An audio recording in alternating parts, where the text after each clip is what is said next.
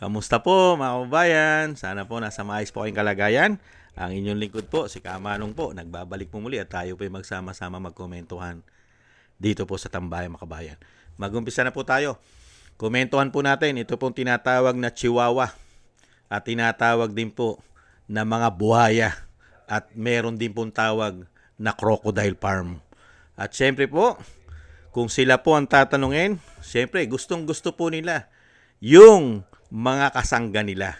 Lalo-lalo na kung ito ay sumusunod sa Malacanang. Hindi po ba? Ito po ang paliwanag na tinatawag po na Chihuahua, di umano, at tinatawag din pong isa sa mga buhaya, di umano, mga kababayan. At syempre pakinggan din po natin, ang pahayag din po ng Vice President Sara Duterte sa kanila. Umpisahan na po natin pakinggan ito at panurin. Basta't kami po sa party po namin, sa House at sa prosecution panel, ang nire-recognize po namin ay yung leadership po ngayon ni Senator Win Gatchalian.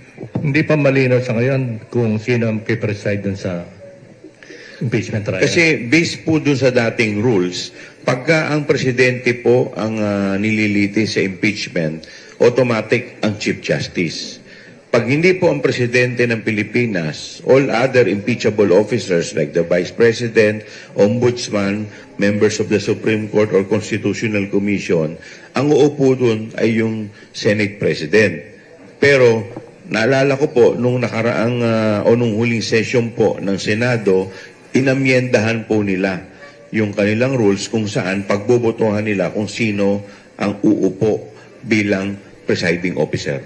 So po pwede pong ikaw yung, pwede pong si Senate President Win Gatchalian ang Senate President na nire-recognize ngayon, pero hindi siya yung uupo bilang presiding officer. So posible po yun, based po dun sa bagong amended rules. Eh kung mag-insist si Senator Cayetano na siya yung still the Senate President, magkakagulo ba yung pre-trial conference? Well, ito po kasi, basta't kami po sa party po namin, sa House at sa prosecution panel, ang nire-recognize po namin ay yung leadership po ngayon ni Senator Win Gatchalian. Nakita niyo po, kung ano ang nire-recognize ng Malacanang, yun din po ang nire-recognize nila. Kahit po labag sa institusyon sa saligang batas. Abogado po yan. Ganyan po ang mga aso at mga buhaya ng Malacanang di umano. Dahil nga po sa pagiging sabwatan nila sa korupsyong ginawa nila ng mahigit 3 taon sa ating bansa. Kahit po ikaw ay abogado, pagdating po sa cover up at pagtatakip nito, ay mawawala na po ang pagiging abogado mo. Hindi po ba?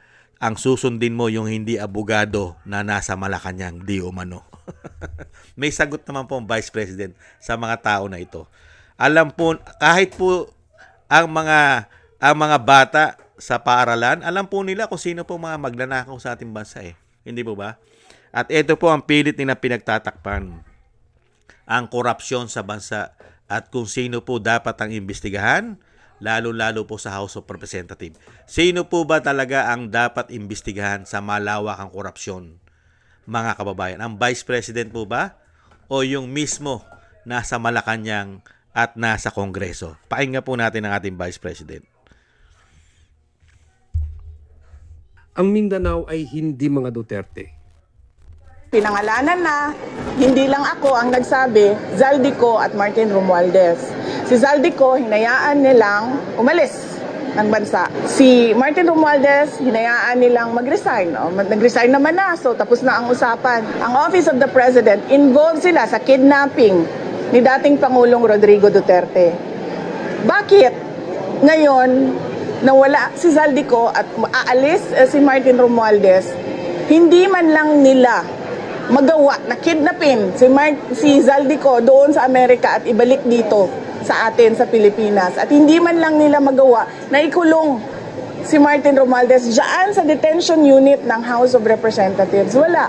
Dahil wala silang sinseridad. Pinapakita lang nila sa mga tao na kunwari meron silang ginagawa. Pero ang totoo niyan, naghahanda lang sila para sa hatian ng 2026 budget at para sa kung anong gagawin nila sa 2028. Pinangalanan na, hindi lang ako ang nagsabi.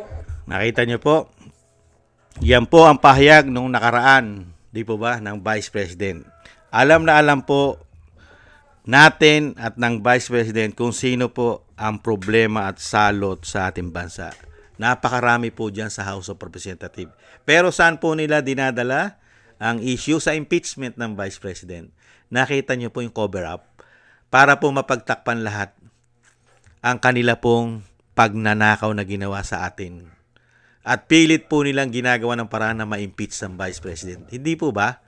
Nakita nyo po kung sino po ang kinikilala kahit labag po sa konstitusyon. Kahit nagsalita na po ang Korte Suprema na hindi po katanggap-tanggap ang ginawa po noong 12 na tuta at nagpakatuta ng Malacanang. Hindi po ba yung mga senador, yung kanilang ginawa, ay labag at hindi naaayon sa konstitusyon? Pero pinipilit pa rin po ng Malacanang at pinipilit pa rin po ng Kongreso kung sino po ang kinikilala nila na tatayong Senate President. Hindi po ba? At sino ang kinikilala nilang Senate President? Katulad po ni Chua. Dahil nga po sa panahon po ngayon ay hindi na po gumagana ang ating saligang batas pagdating po sa kanila. Di umano. Ang gumagana po sa atin ay ang batas nila. Batas na po nila na sinamahan po ng isang damukal na bendalo. Binebendalo na po nila ang saligang batas. Hindi kaya, pati po ang institusyon po ng Senado ay hindi na po independent. Hawak na rin po ng Malacanang. Lalo-lalo po ang House of Representatives. Di umano. Hindi po ba? Kaya dito, nakita nyo po, lahat ng nire-recognize ng Malacanang ay yun ang dapat ang masunod. Yun dapat ang kilalanin. Hindi na po ang kinikilala at sumusunod sa batas ang dapat kilalanin. Yung kagustuhan na po ng Malacanang. Ganyan po kawawalangya ang mga lingkod bayan sa ating bansa. Naturing ang mga abogado katulad ni Chua. Pero pagdating sa batas ay kaya rin po palang itong baliin at hindi sundin dahil sa pangsariling interes. Walang kakwenta-kwentang abogado. Di umano ang mga hindot na ito. Kaya ito mga kababayan, pagka po ang isang Vice President ay hindi sila nagtagumpay na ito'y mapabagsak at maging presidente ang Vice President, mga kababayan, napakarami pong makukulong na mga politiko. Real talk. At baka po, mangailangan po ang bansa ng dagdag kulungan sa mga buhayan na ito. Hindi po ba? Kaya yan po mga kababayan, ang nakakalungkot sa nangyayari sa ating bansa. Isang politiko at isang tunay na lingkod bayan, may tapang, may malasakit at may pagmamahal sa bansa at sa Pilipino, ay siya pa pong ginigipit at ginagawa pong tama at mabubuting tao sa paningin po natin, at sila mismo mga magnanakaw ay gusto ipakita sa ating mga Pilipino na sila ang mabubuti. Kung sino po ang mga magnanakaw at mandarambong, yung pa ang gustong ipakita sa atin na sila ang matuwid at mabuti at tunay na naglilingkod sa atin. Pero ang ginawa nilang paglilingkod na mag-aapat na taon na ay puro pamumulitik at pagnanakaw lamang.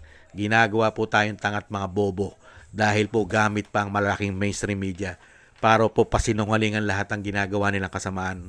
Hindi po ba? Kaya lang po, hindi po magtatagumpay ang mga hindot na yan. Hindi naman po habang buhay ang kasamaan na maghahari sa ating bansa.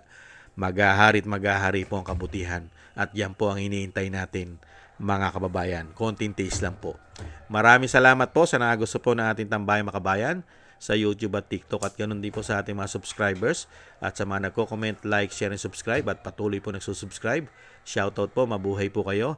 Thank you po sa inyong lahat. At thank you rin po sa mga nagbibigay po ng tulong at biyaya. Shoutout po kay Eric Hercio from Canada, kay Jim Aris from United Arab Emirates, Jobilin Watanabe from Japan, Ani Jo, Norma Garcia, Mary Natividad Blinden from Netherlands, Gayat Chena, Tatay Nick from Toronto, Canada, Kay Jesus Valdepena, Rolando Guerrero, Mila Yi, Felipe Shapno from Texas, USA, Rolando Timbol from Alberta, Canada, Melchorita Espinosa from Orlando, Florida, USA, Arthur Estraniero from USA, Randy Crispino from Pasig, Mika Ligaspi, Tessie Mantilla from Kuwait, Frank Zamora from California, USA, Romulo de Binagracia from Bacolod City, Ma'am LB Sermani from North Miami, Florida, USA.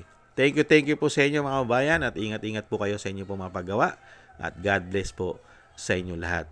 Muli po, kailangan po natin magtiis. Tiis-tiis lang po tayo mga kababayan at mayroon pa pong pag-asa na darating para sa ating bansa. Maraming salamat po. Bye-bye!